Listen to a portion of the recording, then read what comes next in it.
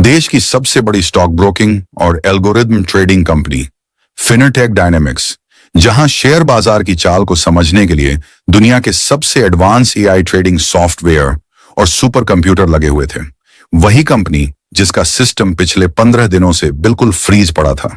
न कोई ट्रेड हो रहा था, न कोई डेटा अपडेट हो रहा था। हर दिन करोड़ों रुपयों का नुकसान हो रहा था और निवेशकों का पैसा फंसा हुआ था। दुनिया भर से बड़े बड़े क्वांट एनालिस्ट, डेटा साइंटिस्ट और कोडिंग एक्सपर्ट बुलाए गए। लाखों रुपए की कंसल्टिंग फीस दी गई, सर्वर बदले गए, कोड की एक एक लाइन चेक हुई, लेकिन वह ट्रेडिंग सॉफ्टवेयर टस से मस नहीं हुआ। स्क्रीन पर सिर्फ एक ही एरर आ रहा था, सिस्टम हॉल्टेड। तभी अचानक कंपनी के आलीशान कांच के गेट पर खड़ा रद्दी पेपर उठाने वाला एक लड़का धीमी लेकिन सधी हुई आवाज में बोला, सर, अगर इजाजत हो तो मैं इस सिस्टम को फिर से चालू कर सकता हूं। वहां खड़े सिक्योरिटी गार्ड और कुछ जूनियर कर्मचारी जोर से हंस पड़े। किसी ने उसे पागल कहा तो किसी ने डांटते हुए कहा, चल हट यहां से, यह शेयर बाजार है, सब्जी मंडी नहीं। लेकिन वही लड़का कुछ ही देर में वो कर दिखाने वाला था, जिसकी कल्पना बड़े बड़े आई थी और विदेशी डिग्री वाले एक्सपर्ट्स ने भी नहीं की थी। दोस्तों, अब सवाल यह है, आखिर ये रद्दी बीनने वाला बच्चा था कौन और उसे कैंडलस्टिक चार्ट और कोडिंग की इतनी गहरी समझ कहां से आई? कंपनी के मालिक सुनील मित्तल आज बेहद परेशान थे। पूरी कंपनी में मातम जैसा सन्नाटा था। डीलर्स के चेहरों पर पसीना था और रिस्क मैनेजमेंट टीम में अहरात फरी मची हुई थी, क्योंकि उनका 50,000 करोड़ का अल्फा प्रोजेक्ट पिछले 15 दिनों से ठप पड़ा था। यह एक ऐसा ऑटोमेशन सिस्टम था जो कंपनी की रीढ़ था, लेकिन असली खराबी कोई पकड़ ही नहीं पा रहा था। हर गुजरते पल के साथ कंपनी के शेयर का दाम गिरता जा रहा था और साख मिटती जा रही थी। कंपनी के सबसे ऊपर वाले फ्लोर पर बने वॉर रूम में माहौल बेहद तनावपूर्ण था। सुनील मित्तल ने झुंझलाहट में कॉन्फ्रेंस टेबल पर जोर से मुक्का मारा और चिल्लाए, पूरे 15 दिन बीत चुके हैं, मार्केट क्रैश हो रहा है और हमारा सिस्टम सो रहा है। इस एल्गोरिथम को बनाने में अरबों रुपए झोंके गए हैं और रिजल्ट जीरो। कमरे में खड़े सभी सीनियर डेवलपर्स और एनालिस्ट के चेहरे उतरे हुए थे। डर और दबाव साफ झलक रहा था। तभी हेड ऑफ टेक्नोलॉजी ने हिम्मत जुटाकर जवाब दिया, सर, हमने सिस्टम का हर लूप और लॉजिक चेक कर लिया है। हार्डवेयर, नेटवर्क, डेटा फीड, तकनीकी रूप से सब कुछ बिल्कुल सही लग रहा है। ऐसा लग रहा है जैसे सिस्टम ने खुद ही काम करने से मना कर दिया हो। दूसरा बोला, सर, अमेरिका से भी एक्सपर्ट्स ऑनलाइन जुड़े हुए हैं, लेकिन किसी को समझ नहीं आ रहा कि समस्या कहां है। सुनील मित्तल की आवाज और सख्त हो गई, आज मार्केट बंद होने से पहले सिस्टम चालू चाहिए। शाम तक मुझे ग्रीन सिग्नल चाहिए, वरना सबकी नौकरी खतरे में है। और वह गुस्से में मीटिंग रूम से बाहर निकल गए।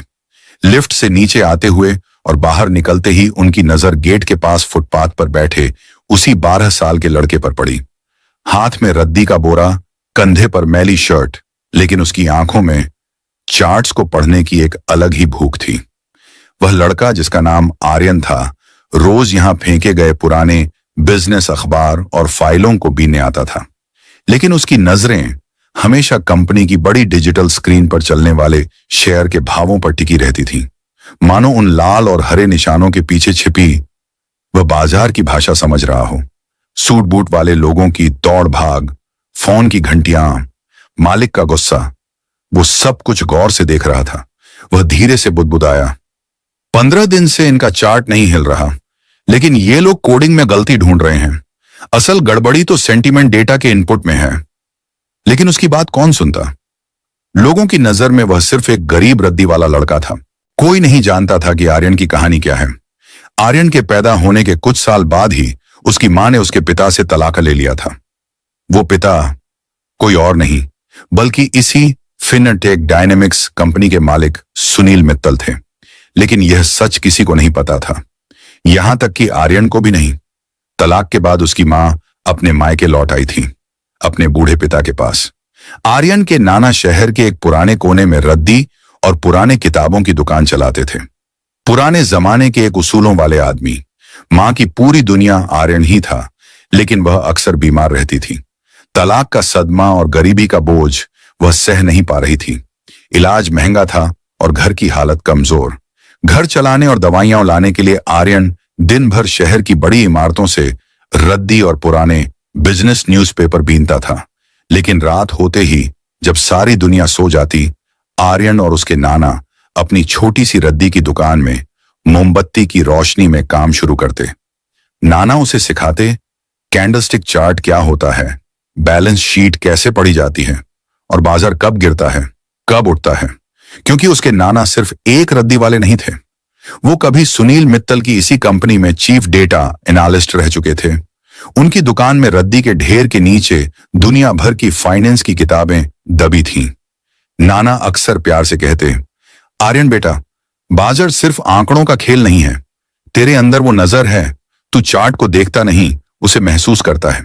आर्यन मुस्कुरा देता, नाना, सब आपसे ही सीखा है।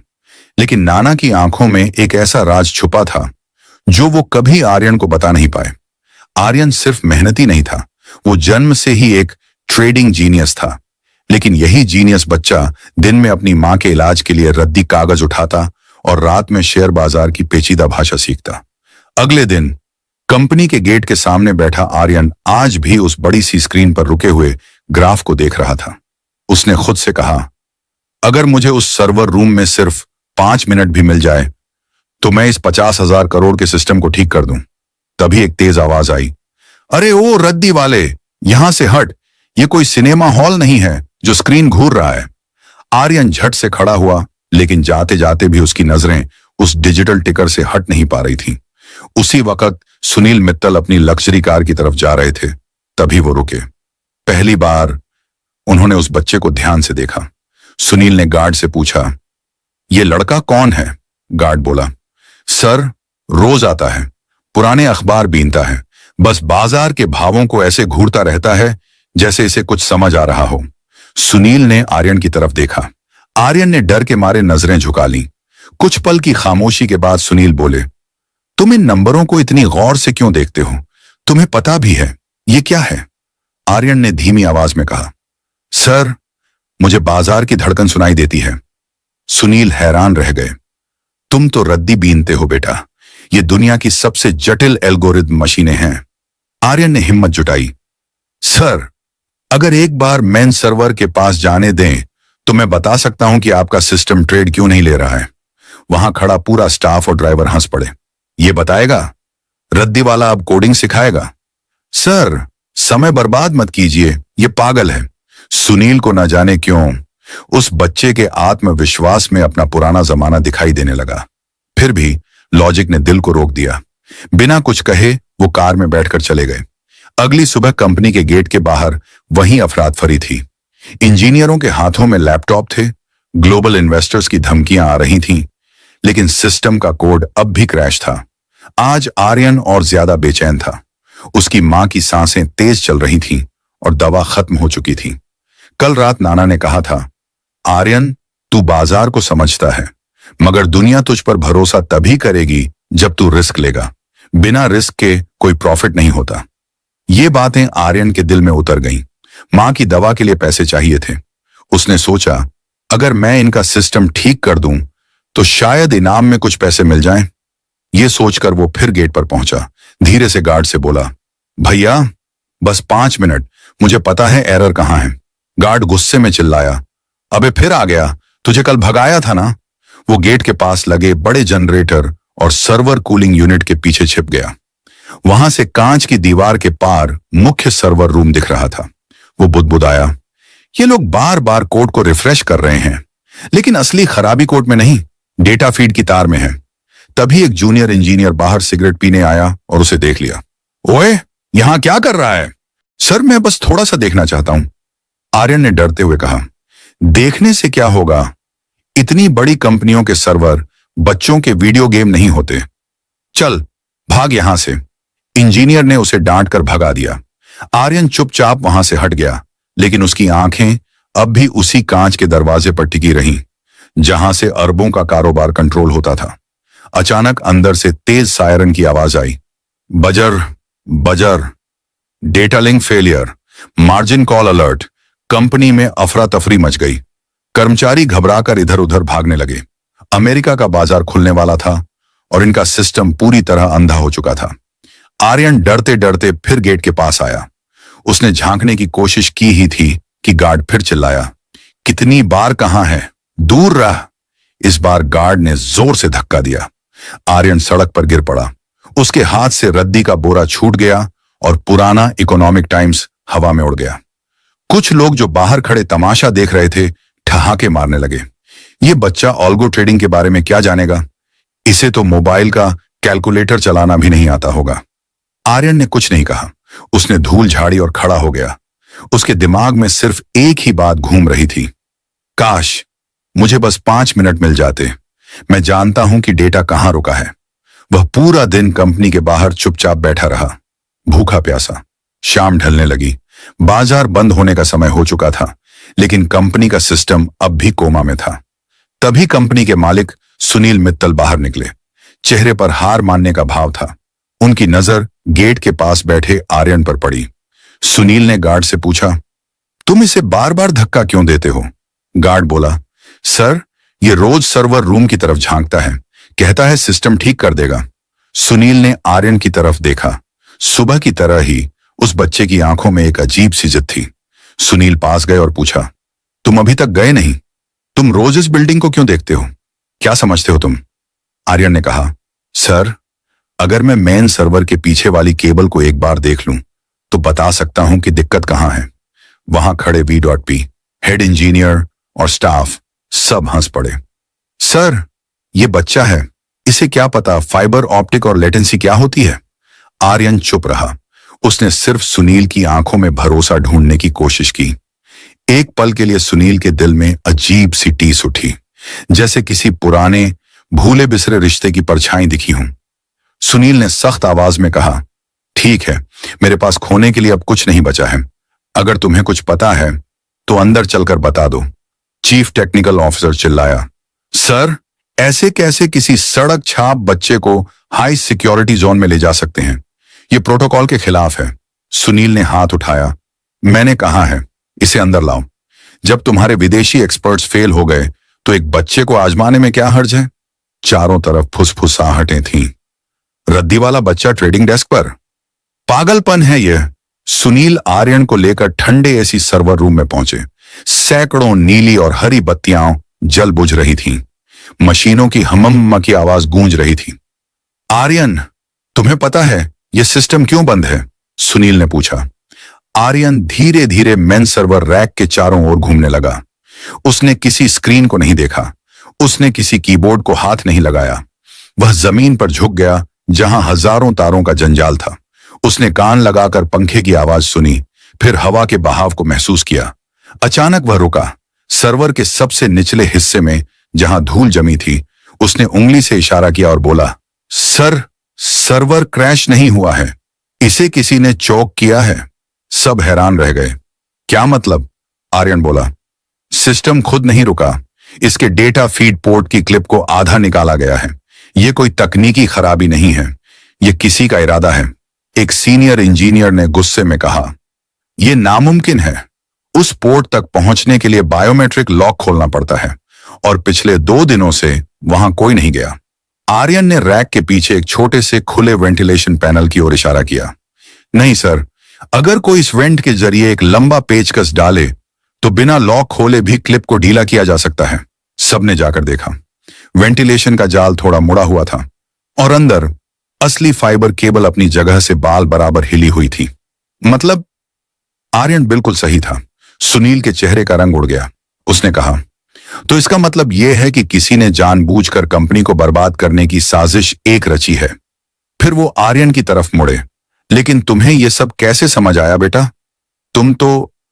आर्यन ने मासूमियत से जवाब दिया, सर मैं रात को अपने नाना की दुकान में पुराने सीपीयू और रेडियो ठीक करता हूं। नाना कहते हैं, अगर आवाज सही है और मशीन नहीं चल रही तो समझो किसी ने उसकी सांस रोक रखी है। बस वही देखा मैंने। सुनील ने गंभीर होकर पूछा, अगर मैं कहूं कि इस सिस्टम को ऑनलाइन कर दो तो क्या कर पाओगे? यह सुनते ही इंजीनियर घबरा गए। सर यह मजाक नहीं है। अगर गलत केबल जुड़ गई तो हमारा पूरा डेटाबेस उड़ जाएगा। 50,000 करोड़ जीरो हो जाएंगे। सुनील ने किसी की नहीं सुनी। उसने सिर्फ आर्यन की तरफ देखा। बोलो, तैयार हो? आर्यन ने पहली बार हल्की सी मुस्कान के साथ कहा, जी सर, रिस्क है तो ही इश्क है, मतलब कोशिश करूंगा। उस एक लाइन ने पूरे हॉल को खामोश कर दिया। आर्यन झुककर सर्वर रैक के नीचे फॉल्स फ्लोरिंग के तंग अंधेरे हिस्से में घुस गया। वहां धूल और केबलों का जाल था। जैसे ही टॉर्च हाथ में आई, आर्यन ने अंदर झांका और तुरंत बोला, देखिए सर, यह फाइबर लिंक यहां नहीं होना चाहिए था। इंजीनियर झुककर देखने लगे और अचानक चौंक गए। ये तो बैकअप सर्वर की केबल है, इसे मेन लाइन में किसने जोड़ दिया? आर्यन ने बहुत सावधानी से उस केबल को पकड़ा, धीरे धीरे उसे घुमाया और बिल्कुल सही पोर्ट में क्लिक की आवाज के साथ फिट कर दिया। इंजीनियर दंग रह गए। हम हजारों लाइनों का कोड चेक कर रहे थे और गलती हार्डवेयर के एक छोटे से पोर्ट में थी। इस बच्चे ने 2 मिनट में पकड़ ली। आर्यन फिर सिस्टम के दाईं ओर गया जहां पावर सप्लाई यूनिट थी। वह यूनिट हल्की हल्की हमिंग आवाज कर रही थी। उसने हाथ रखा और अचानक पीछे हट गया। सर, अगर इसे अभी ऑन किया गया तो पूरा सिस्टम उड़ जाएगा। उड़ जाएगा, सब एक साथ बोल पड़े। लेकिन क्यों? आर्यन ने पावर बॉक्स की तरफ इशारा किया। सर, इसकी वायरिंग बदल दी गई है।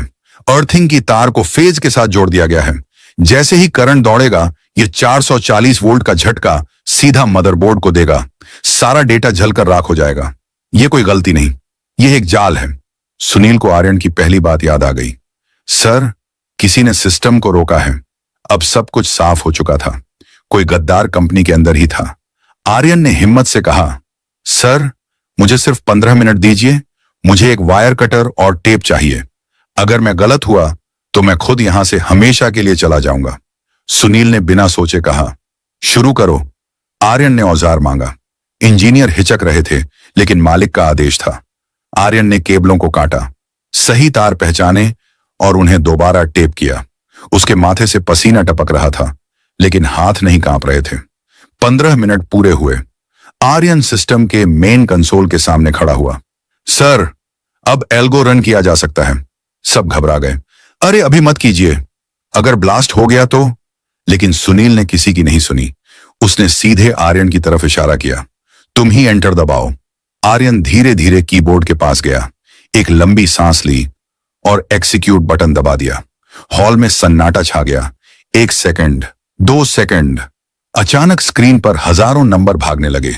लाल रंग के एरर हट गए और हरे रंग के प्रॉफिट चार्ट्स ऊपर जाने लगे। सिस्टम लाइव हो चुका था। 15 दिनों से सोई हुई कंपनी आज एक रद्दी वाले बच्चे की उंगलियों से जाग उठी। हॉल में चारों तरफ तालियों का शोर मच गया। सुनील ने राहत की सांस ली और धीमी आवाज में कहा, आर्यन, तुमने कर दिखाया। इंजीनियर जश्न मना रहे थे, लेकिन सुनील के दिमाग में अब सिर्फ एक सवाल घूम रहा था, यह बच्चा है कौन? सुनील आर्यन के पास आया। उसकी आवाज बहुत नरम थी। बेटा, तुम हो कौन? सच बताओ। सर, मैं कोई नहीं हूं। सुनील ने सिर हिलाया। नहीं, कोई साधारण रद्दी बीनने वाला बच्चा इतने जटिल सर्वर को यूं ठीक नहीं कर सकता। तुम्हारे अंदर वो डीएनए है जो बाजार को समझता है। फिर उसने पूछा, तुम इस कंपनी में बार बार क्यों आते थे? आर्यन ने धीरे से कहा, सर, मेरी मां बहुत बीमार रहती हैं। उनकी दवाइयों के लिए मैं रद्दी बीनता हूं। रात में नाना की पुरानी दुकान में चार्ट पढ़ना सीखता हूं। वहीं से मुझे पता चला कि मशीनें कैसे बात करती हैं। इंजीनियर और स्टाफ एक दूसरे को देखने लगे। एक रद्दी वाला बच्चा और इतनी गहरी समझ? सुनील ने धीरे से पूछा, तुम्हारे पिता? मुझे नहीं पता सर, मैंने उन्हें कभी नहीं देखा। तुम्हारी मां का नाम क्या है? आर्यन ने अपनी जेब से पसीना पोंछते हुए जवाब दिया, सर, आराध्या शौर्य। यह नाम सुनते ही सुनील के पैरों तले जमीन खिसक गई। कमरे का शोर जैसे उसके लिए बंद हो गया। आराध्या शौर्य, वही नाम जिससे वह 12 साल पहले अपने अहंकार और काम के पागलपन में तलाक ले चुका था। तुम नाना के साथ कहां रहते हो? सुनील ने कांपती आवाज में पूछा। आर्यन ने सिर झुकाकर कहा, मां कहती हैं पापा ने हमें छोड़ दिया था। वो अपने करियर और पैसे के पीछे भागते भागते बहुत दूर निकल गए और फिर कभी लौट कर नहीं आए। सुनील वहीं जमीन पर उस ठंडे सर्वर रूम में घुटनों के बल बैठ गया। उसने खुद को संभालते हुए पूछा, क्या तुम्हारी मां ने कभी तुम्हें तुम्हारे पापा की तस्वीर दिखाई? नहीं सर, आर्यन बोला, माँ कहती हैं कुछ तस्वीरें फाड़ दी गईं और कुछ पुरानी फाइलों में खो गईं। इतना सुनते ही सुनील की आंखों से आंसू टपक पड़े। अब उसे यकीन हो चुका था, ये बच्चा वही है, उसका अपना खून, उसका खोया हुआ इन्वेस्टमेंट, जो आज ब्याज समेत वापस मिला था। कांपती आवाज में सुनील बोला, आर्यन, तुम मेरे। वो पूरा वाक्य बोल नहीं पाया, गला भर आया। उसने दोनों हाथों से आर्यन का चेहरा थाम लिया। बेटा, तुम बिल्कुल मेरे जैसे क्यों लगते हो? क्योंकि शायद तुम मेरे ही बेटे हो। पूरी कंपनी में जैसे सन्नाटा छा गया। कर्मचारी कानाफूसी करने लगे। क्या? मालिक का बेटा? आर्यन डर गया। नहीं सर, ऐसा मत कहिए। मेरी मां, हम बहुत गरीब हैं। आप इतने बड़े आदमी हैं। सुनील ने तुरंत कहा, गरीबी किसी रिश्ते की वैल्यूएशन कम नहीं करती बेटा। और अगर तुम मेरे बेटे निकले तो आज तुमने सिर्फ कंपनी का सिस्टम नहीं, मेरी पूरी जिंदगी की बैलेंस शीट ठीक कर दी है। सुनील ने तुरंत अपनी कार निकाली। चलो आर्यन, मुझे तुम्हारी मां से मिलना है। अगले घंटे शहर की तंग गलियों और पुरानी इमारतों के बीच सुनील की महंगी कार रुकी। वहां रद्दी और पुरानी किताबों का एक छोटा सा गोदाम था। बाहर एक टूटी हुई कुर्सी पर एक औरत बैठी थी, सर पर दुपट्टा, थका हुआ चेहरा, लेकिन आंखों में वही स्वाभिमान। आराध्या, वही औरत जिसे उसने 12 साल पहले एक छोटी सी गलतफहमी और अहंकार में तलाक दे दिया था। आराध्या ने उसे देखा, पहचान गई, लेकिन चेहरे पर खुशी नहीं, सिर्फ पुराने जख्म थे। तुम यहां क्यों आए हो? आराध्या ने ठंडी आवाज में पूछा। सुनील बोला, मुझे आर्यन के बारे में जानना है। आर्यन दौड़कर मां के पास गया। मां, इन्होंने मशीन ठीक करवाई और अब। आराध्या घबरा गई। उसे परेशान मत करो सुनील, वो दिन रात रद्दी बीनता है मेरे इलाज के लिए। उसे तुम्हारी दौलत नहीं चाहिए। सुनील की आवाज भर्रा गई। आराध्या, क्या आर्यन मेरा बेटा है? आराध्या की आंखें भर आईं। कुछ पल खामोशी रही, फिर वो बोली, हाँ सुनील, आर्यन तुम्हारा ही बेटा है, वही जिसे तुम एक बोझ समझकर छोड़ गए थे। सुनील फूट फूट कर रो पड़ा। आर्यन कुछ समझ नहीं पा रहा था, लेकिन मां बाप को इतने साल बाद एक साथ देखकर उसका दिल भारी हो गया। सुनील आर्यन के सामने घुटनों पर बैठ गया। बेटा, मैंने अपनी जिंदगी में बहुत प्रॉफिट कमाया, लेकिन सबसे बड़ा लॉस यही था कि मैंने तुम्हें और तुम्हारी मां को खो दिया। मुझे माफ कर दे। आर्यन रोते हुए बोला, तो आप ही मेरे पापा हैं? क्या आप अब हमें छोड़कर नहीं जाओगे? कभी नहीं बेटा, कभी नहीं। ये वो पल था जिसे किस्मत ने 12 साल तक होल्ड करके रखा था। फिर सुनील ने एक और सच बताया। जिस इंजीनियर ने सर्वर की वायरिंग बदली थी और आर्यन को रोका था, पुलिस ने उसे पकड़ लिया है। एक दुश्मन ब्रोकरेज फर्म ने उसे पैसे दिए थे हमारा सिस्टम हैक करने के लिए, लेकिन उन्हें नहीं पता था कि मेरा असली सिक्योरिटी सिस्टम मेरा बेटा बनकर गेट पर खड़ा था। सुनील मुस्कुराया। बेटा, आज से तुम मुझे सर नहीं कहोगे, मैं तुम्हारा पिता हूं और तुम फिनेटेक डायनेमिक्स के असली वारिस हो। सुनील ने आराध्या का पूरा इलाज करवाया। आर्यन को शहर के सबसे अच्छे स्कूल में दाखिला मिला, जहां अब वो रद्दी नहीं बल्कि रोबोटिक्स और फाइनेंस पढ़ता है। उसके नाना को कंपनी में मानद सलाहकार का पद मिला। जिस जिंदगी ने आर्यन को रद्दी के ढेर में फेंका था, उसी जिंदगी ने उसे सबसे बड़ा इनाम दिया, मां बाप का प्यार। आर्यन आज भी कभी कभी कंपनी के सर्वर रूम में जाता है और सुनील उसे देखकर सोचता है, काश मैंने उसे कभी खोया ही ना होता।